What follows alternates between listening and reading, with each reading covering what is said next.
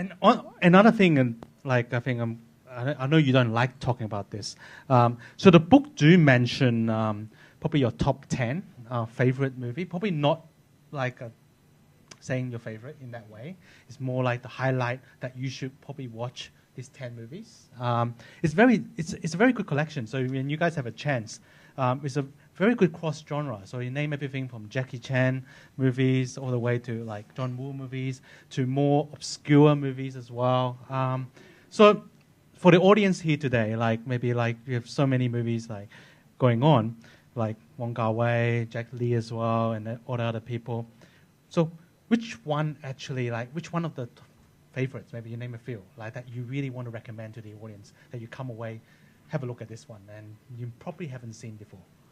Yeah, the strategy here, and this is the same with this book as it was in the first book in '96, was the first chapter was called 10 That Rip, which is basically a top 10 list with a fancy name. The idea was, at that time, we knew that if you bought the book, you probably had heard of Jackie Chan and John Woo, and maybe that was it, because they were still very, very unknown among the English-speaking world, right?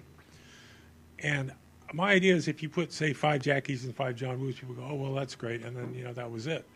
I wanted to talk about Tsui Hark, Ring of Lamb. I wanted to talk about Mr. Vampire, the Kyun-si movie, the hopping vampire movies, all these different, as you mentioned, Andrew, all these different genres. Because Hong Kong films it's an industry and not a genre, right?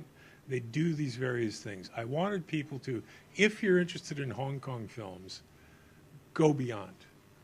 What else is there? If you read 10 film reviews and you think, okay, I got Jackie, I got John, I know those films, what's this other stuff? Some of it is probably going to interest you, and maybe some of it won't. But at the time, you're going to get the idea there's more going on. Hopefully you read the rest of the book. So I try to, as you mentioned, I try to stay away from like, who's your favorite, who's the number one, because people want to pigeonhole that. I want to say, if you get the book, read the 10 That Rip chapter and just have a think. What's going on here? What might interest me as a film fan? Because you mentioned Wong Kar-wai, Hong Kong's art house film director, whatever.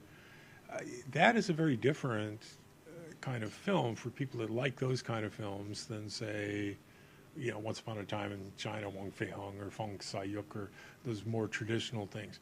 It's different market segments, right? So if you're a fan of films, maybe one's going to appeal to you and maybe the other one's going to appeal to you.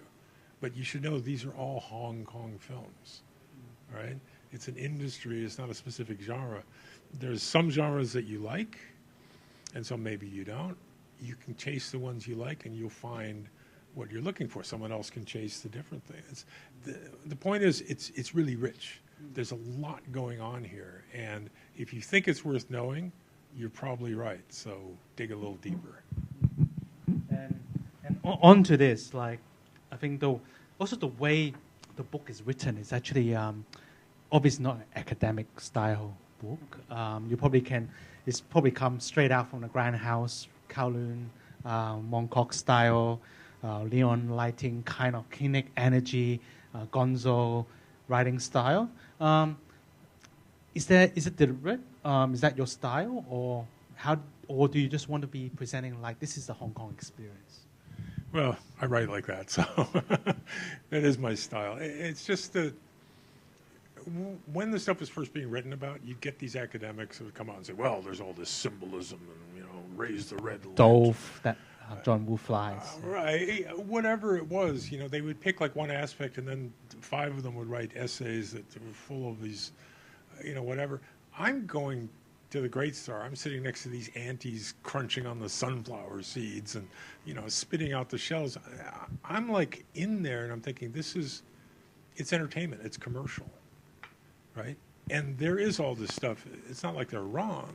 There is all this stuff, but I'm not at the Pacific Film Archive or wherever watching this stuff in an academic context. I'm going out and seeing it on my own. So that was it. It was kind of against that, but I found that people really appreciated that. They liked, because they were seeing the same, the same sort of thing in the same context, and they appreciated that it was, a more irreverent tone. you can discuss whether that's good or bad, but that's the way it is. So often